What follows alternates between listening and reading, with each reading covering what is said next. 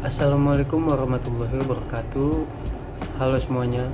Perkenalkan, nama saya Irfan Sahrul Ramadan dari kelas Administrasi Bisnis 4 dengan nomor pokok mahasiswa 2263010. Kali ini saya akan menjelaskan materi tentang kreativitas manusia dalam administrasi. Yang pertama, konsep kreativitas manusia dalam administrasi.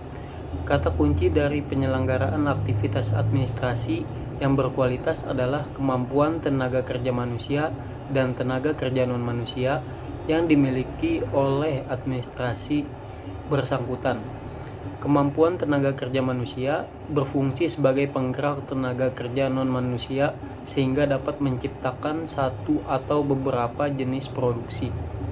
Secara individual, kreativitas manusia senantiasa melahirkan inovasi atau kebaruan dalam hal produktivitas. Jika semua manusia memiliki kemauan seperti ini, dapat dipastikan bahwa administrasi akan tumbuh dan berkembang dan memiliki kemampuan untuk menjamin kesejahteraan manusia yang terkait dalam bentuk kerjasama. Selanjutnya yang kedua adalah pikiran dan tindakan manusia dalam administrasi. Tidak dapat disangkal lagi bahwa pilar utama untuk meningkatkan kreativitas manusia dalam administrasi adalah adanya proses pemikiran yang dilandasi nilai-nilai rasionalitas dan proses tindakan atau proses aktivitas yang dilandasi nilai-nilai rasionalitas.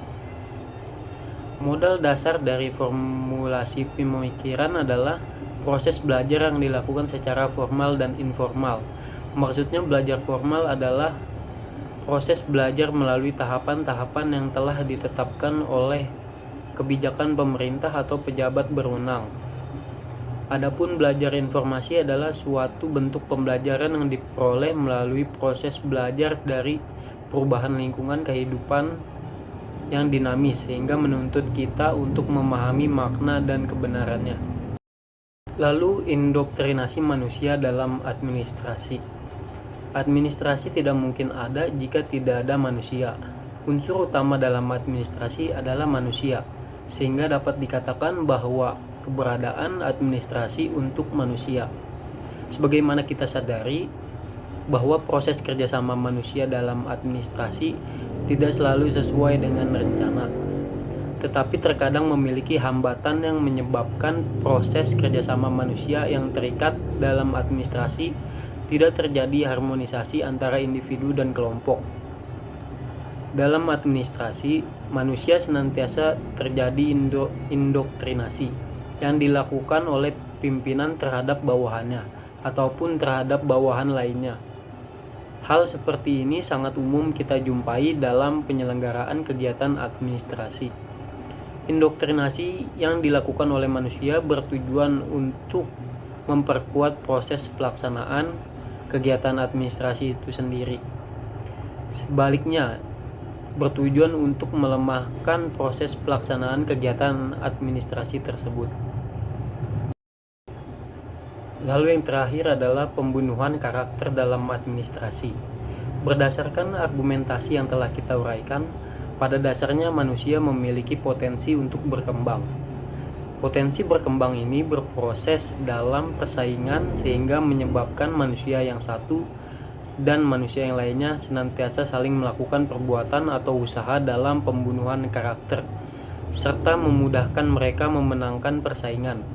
Pembunuhan karakter di sini adalah suatu kegiatan yang dilakukan oleh seseorang terhadap orang lain untuk menghilangkan semangat kerjanya sehingga menjadi malas, apatis terhadap pekerjaan yang sedang dilakukan, telah dilakukan, dan akan yang dilakukan pada masa mendatang. Karakter manusia sesungguhnya sangat beragam jenis dan bentuknya. Hal ini dipengaruhi talenta tiap manusia. Berikut ini adalah jenis karakter manusia. Yang pertama adalah karakter manusia sapiens. Karakter manusia sapiens adalah manusia yang memiliki talenta untuk berpikir atau disebut manusia pemikir. Fenomena tersebut untuk mendeteksi apakah manusia tersebut memiliki karakter untuk berpikir memiliki diskusi ilmiah, analisis suatu masalah, memberikan pandangan senantiasa tersusun secara sistematis, dan lain-lain. Ciri lain dari pembunuhan karakter adalah lebih memiliki sifat terbuka dan lebih senang mendelegasikan pekerjaan yang membutuhkan tenaga fisik. Yang kedua adalah manusia Pabers. Manusia berkarakter Pabers merupakan kebalikan dari manusia berkarakter Sapiens. Manusia berkarakter Pabers adalah golongan manusia yang lebih senang bekerja dengan fisik dibandingkan menggunakan pemikiran. Karakter manusia golongan Pabers ini sangat menguntungkan dalam administrasi atau organisasi jika diposisikan pada pekerjaan yang dihadapinya. Manusia golongan Pabers ini lebih banyak menggunakan tenaga fisik dan berorientasi pada hasil yang ingin dicapai, terutama berupa barang, dalam menghadapi persoalan atau masalah. Manusia berkarakter Pabers ini membutuhkan analisis melalui pemikiran secara rasionalitas, meskipun mereka senang bekerja menggunakan otot. Yang ketiga adalah karakter manusia ekstrovert. Manusia berkarakter ekstrovert adalah manusia yang memiliki sifat terbuka. Artinya apa yang diketahuinya akan diceritakan kepada orang lain. Manusia yang memiliki sifat terbuka memiliki keuntungan dan kelemahan.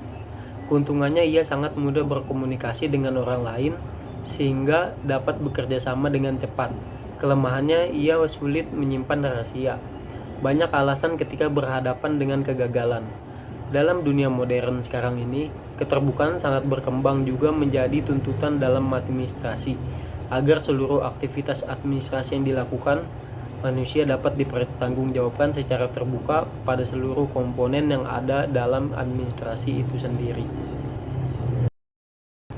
Yang terakhir, yang keempat adalah karakter manusia introvert. Manusia berkarakter introvert adalah manusia yang memiliki sifat lebih tertutup dan tidak mudah berkomunikasi dengan orang lain. Sifat ini memiliki kelebihan, yaitu dapat menyimpan rahasia. Informasi yang diberikan dapat dipercaya karena dapat memberikan keterangan sesuai dengan realita. Kelemahannya antara lain menyebarkan informasi sangat lambat, sulit melakukan kolaborasi dengan orang lain, dan sebagainya. Meskipun kita memasuki era modern yang serba terbuka, tidak berarti seluruh persoalan dalam administrasi dapat dilakukan secara terbuka. Itu saja yang dapat saya sampaikan